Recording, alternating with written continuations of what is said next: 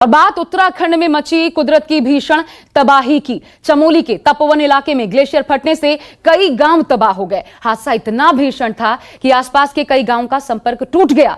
170 से ज्यादा लोग अब भी लापता बताए जा रहे हैं और अब तक तकरीबन 14 लोगों के शव बरामद किए जा चुके हैं। इधर आपको बता दें 28 लोगों को सुरक्षित बाहर निकालने में सेना ने कामयाबी भी हासिल की है। रेस्क्यू ऑपरेशन अब भी बड़े स्तर पर, युद्ध स्तर पर जारी है। एसडीआरएफ, एनडीआरएफ, सेना के जवान, आईटीबीपी और एसएसबी सभी टीमें साथ मिलकर काम कर रही हैं। मरीन कमांडो भी रेस्क्यू मिशन में जुटे हुए हैं। इधर आज वैज्ञानिकों की 2 टीम और डीआरडीओ की 1 टीम भी घटनास्थल के लिए रवाना हो जाएगी, जो यह पता लगाने की कोशिश करेगी कि आखिर यह हादसा हुआ क्यों। हम आपको 9 तस्वीरें इस वक्त दिखा रहे हैं। ग्लेशियर फटने से जो तबाही मची, यह भीषण दर्द का सबब उत्तराखंड के लिए बना है। कई घर, पुल तबाह हो गए, बह गए। प्रचंड वेग में पानी के 14 लोगों की मौत की खबर आ चुकी है। 170 लोग लापता हैं। 28 लोग हालांकि बचाए गए हैं। रेस्क्यू ऑपरेशन अब भी युद्ध स्तर पर जारी है। मरीन कमांडोज की तैनाती भी की गई है। वैज्ञानिकों की टीम, आज 2 टीमें रुक करेंगी जिस जगह पर ये लगातार फंसे हुए हैं। कुछ लोग जिनको रेस्क्यू किया जाना है वहां का दौरा करेंगी। इसके अलावा डीआरडीओ की टीम भी जाएगी। मैं इस वक्त तपोवन में मौजूद हूं। जो तस्वीर है वो काफ़ी हैरान करने वाली है कि एक तबाही का मंजर जो रहा, जिसमें कई मौतें भी हुई और कई अपनों को ढूंढ रहे हैं और अभी भी तलाश रहे हैं। ये तस्वीर है, ये वो प्रोजेक्ट है एनटीपीसी का जहां काम चल रहा था। यही बैराज है, यहीं वो तबाही का मंजर कल देखने को मिला। सुबह लगभग 10 बजे के करीब जब एकाएक ग्लेशियर का एक टुकड़ा यहाँ तोड़ते हुए यहाँ से आगे गया। ये बनाया जा रहा था, पूरी तरीके से देखे ध्वस्त कर दिया है, जिसमें कई जानें चली गई, कई लोग लापता है। 150 से ज़्यादा रेस्क्यू। आगे टनल है, अगर आपकी जहाँ तक नज़र जाएगी आपको सिर्फ तबाही के वो निशान ही नज़र आएंगे कि जिस तरीके से ये हुआ है। इसमें कई जानें चली गई, कहीं अभी तलाश की जा रही। कई लोगों की एनडीआरएफ, आईटीबीपी, तमाम जो एडमिनिस्ट्रेशन है वो यहाँ लगा है। और जो तस्वीरें आप देख रहे हैं इससे साफ अंदाज़ा लगा सकते हैं कि कितनी भयानक ये तस्वीर रही होगी। 95% बताया जा रहा है, 95% काम पूरा हो चुका था, लेकिन उसके बाद जब ग्लेशियर का हिस्सा आया वो इसको आगे तोड़ते हुए, आगे टनल यानी जो कहा जा सकता है टनल, उसको तोड़ते हुए निकला, जिसमें कई लोग घायल हो गए। रेस्क्यू लगातार जारी है। हेलीकॉप्टर का आप आना देखें, क्योंकि लगातार कोशिशें यही है कि जल्द से जल्द रेस्क्यू को पूरा किया जाए। यहाँ तस्वीरें इसलिए भी अलग हैं क्योंकि हैरान इसलिए कर रही है कि एक बड़ा हिस्सा आया जिसने कई अपने समेट लिया अपनी जिस तरीके से आगोश में। और ये हेलीकॉप्टर आप देख रहे हैं, लगातार यहाँ रेस्क्यू चल रहा है। यहाँ कुछ कंपनी में काम करने वाले हैं जो उस वक्त यहाँ थे। हालांकि तस्वीर क्या हुआ था यहाँ पे, अचानक पीछे एम्बुलेंस आया जिसके कारण कोई भी आदमी अपनी साइड से जो है इधर उधर न जा सका। और पीछे देख सकते हैं आप कि वहाँ पे प्रोजेक्ट चल रहा था। ये हमारा बैराज है। बैराज का ये सेफ्टी टनल है जिसके अंदर अभी लोग फंसे हुए हैं। और ये जो पल्ली पार का जो ब्रिज है, जो लोग पल्ली पार जा रहे थे, कुछ लेडीज वहाँ से भी बल सुना हमने कि वहाँ से भी नीचे गई हैं। और ये प्रोजेक्ट देख रहे हैं आप, ये इसका एनटीपीसी का प्रोजेक्ट चल रहा था। अभी 95% काम इसमें हो चुका था। और इसमें आगे से सेफ्टी की टनल है जिसमें अभी रेस्क्यू ऑपरेशन चल रहा है। उसमें एनडीआरएफ और आर्मी के जवान भी लगे हुए हैं। कुछ लोगों को निकाला गया है। आगे जो टनल थी उसमें भी कुछ लोग फंसे थे। सुना है 15 से 16 लोगों को वहाँ से बचाया गया है। और हालात की गंभीरता का अंदाजा आप इस बात से लगा सकते हैं कि वहां पर एसडीआरएफ, एनडीआरएफ, एसएसबी, आर्मी के जवान, यहां तक कि मरीन कमांडोज, इन सबको लगाया गया है। और कई टीमें रेस्क्यू ऑपरेशन में लगातार जुटी हुई हैं। आईटीबीपी भी सहयोग कर रही है। तस्वीरें जो सामने आई हैं उसको देखकर आप अंदाजा लगाइए कैसे जाबाजों की टीम देवदूत बनकर इस रेस्क्यू ऑपरेशन को युद्ध स्तर पर आगे बढ़ा रही है। मेरे साथ मेरे 2 सहयोगी इस वक्त, जैसा कि आप देख सकते हैं, जुड़ चुके हैं। प्रशांत देव जोशीमठ से और राहुल प्रकाश तपोवन से इस वक्त हमारे साथ मौजूद हैं। और राहुल, सबसे पहले आपके पास आते हुए, लगभग 24 घंटे का वक्त जब कल ये भीषण हादसा हुआ उसके बाद से अब गुजरने वाला है, आज की तस्वीर क्या दिखाई देती है?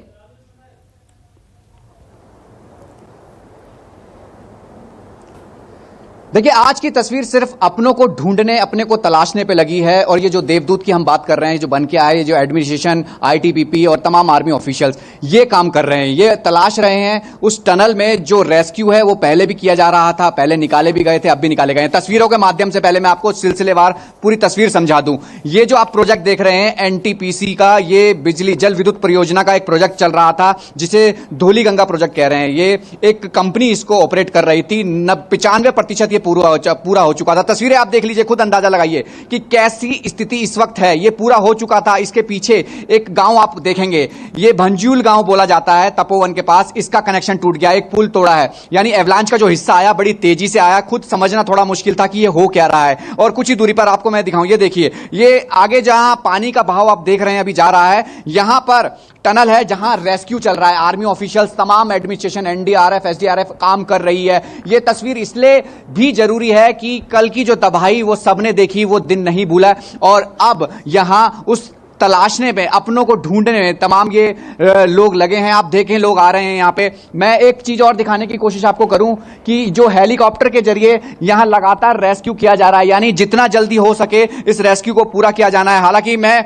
नीचे थोड़ा दिखाने की कोशिश करूं, क्योंकि मैं नीचे जा रहा था, जिस तरीके से मैं चीजें देख रहा हूं कि बेहद ही दर्दनाक तस्वीरें हैं। कि बताया यह जा रहा है कि पीछे अगर यहां से तस्वीर आपको दिखाने की कोशिश करूं, यहां क्रैशर था, ट्रैक्टर थे, कई ऐसी जो गाड़ियां थी वो बहती चली गई। और अगर मैं आपको एक तस्वीर दिखाने की कोशिश करूं, एक हिस्सा जो है यहां पे पड़ा हुआ है। यहां जब रेस्क्यू किया जा रहा था तो यहां से लोगों को निकाला भी जा रहा था और आगे तलाशा भी जा रहा था, क्योंकि यही वो प्रोजेक्ट है जो धौली गंगा का जो ध्वस्त हुआ है 95% पूरा होने के बाद। और मैं एक और तस्वीर आके दिखाऊं, यहां कुछ ही दूरी पर ऋषि गंगा का प्रोजेक्ट, जिसे कहा जा रहा है कि वो भी जल विद्युत प्रोजेक्ट था।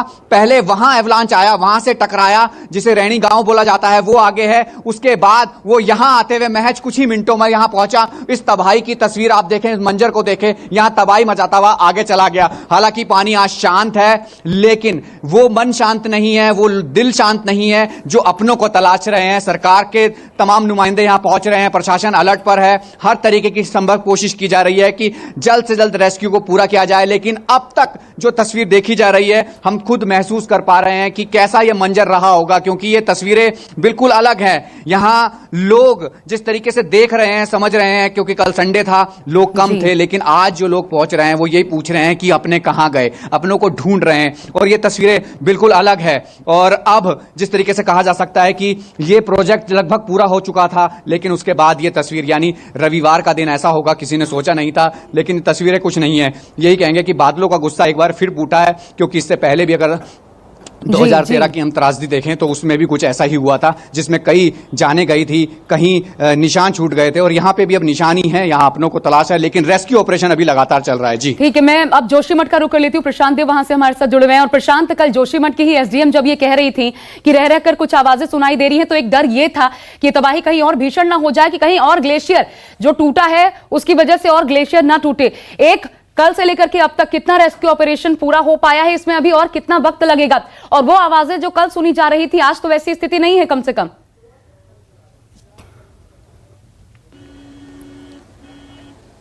जी आशा, बिल्कुल इस बात का अंदाजा लगाना अभी बहुत मुश्किल है कि समस्या कितनी गहरी है और कितनी ज्यादा है, नुकसान कितना ज्यादा है। जैसा कि राहुल बता रहे थे कि तपोवन से जो ग्लेशियर के टूटने के बाद जो बवाल शुरू हुआ, जो सैलाब आया, उसकी तस्वीरें हम यहां पे भी देख सकते हैं। जिस रास्ते पे अभी हम खड़े हैं, चारों तरफ ये पहाड़ टूटे पड़े हैं, और जिस नदी से वो सैलाब निकला वो नीचे वो हम देख सकते हैं नीचे। और बहुत ही जबरदस्त पहाड़ टूट के पूरी नदी को जैसे कि जाम कर दिया, और पूरी नदी जो पहले साफ हुआ करती थी, पूरा पानी मटमैला पहाड़ों का इसमें भरा पड़ा है। रास्ते में हमने जो कुछ लोगों से बात की, आप पीछे रुद्रप्रयाग, कर्णप्रयाग, तो वहां लोगों ने बताया कि जो सर्च ऑपरेशन चल रहा है नीचे नदियों में, वहां से डेड बॉडीज निकाली जा रही हैं। कर्णप्रयाग से अभी थोड़ी देर पहले 2 डेड बॉडी निकाली गई हैं। सड़कों पे इस वक्त एम्बुलेंस और तमाम गाड़ियां हमें दौड़ते हुए नजर आ रही हैं, प्रशासन दौड़ता हुआ नजर आ रहा है। ये कोशिश है कि आज का पूरा समय इस हिसाब से उसको किया जाए कि अधिक से अधिक रेस्क्यू किया जाए। नीचे रेस्क्यू चल रहा है, नदी में रेस्क्यू चल रहा है, ऊपर आसमान में हवाई जहाज उड़ रहे हैं। सेना की मदद ली जा रही है। जोशीमठ में आप मौजूद हैं, तपोवन के बाद यहीं पर हिट किया था इस एवलांच ने। पूरी कोशिश जी प्रशांत, मैं चाहूंगी वो रूट जरा आप दिखा पाए, वो रूट जहां से ये पूरा प्रचंड वेग पानी का गुजरा।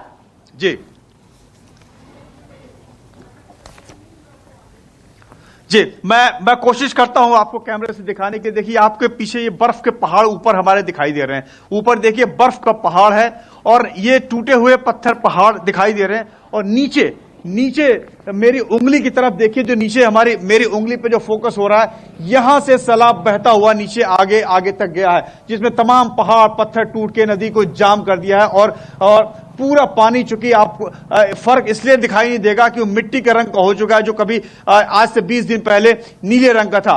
तो ये तबाही का मंजर हमें साफ दिखाई दे रहा है। इसी रास्ते से वो दर्दनाक हादसा हुआ जिसमें कई लोगों की लापता होने की और जान जाने की खबर आ रही है। तो अब बहुत ही मुश्किल स्थिति से होती है इसमें रेस्क्यू करना भी, कि किन हालात में रेस्क्यू हो सकता है, ये रेस्क्यू करने वाले ही जानते हैं।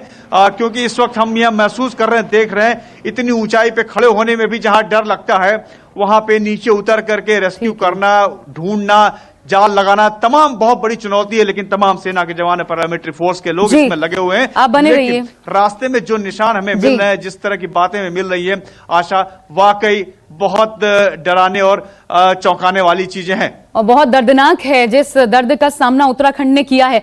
नमस्कार, मैं हूं मानक गुप्ता। अगर आपको हमारा ये वीडियो पसंद आया हो तो इसे लाइक और शेयर जरूर करें, और हां, हमें सब्सक्राइब और फॉलो करना ना भूलें, ताकि आप देश और दुनिया की कोई खबर मिस ना करें। तो जुड़े रहिए हमारे साथ और देखते रहिए News 24।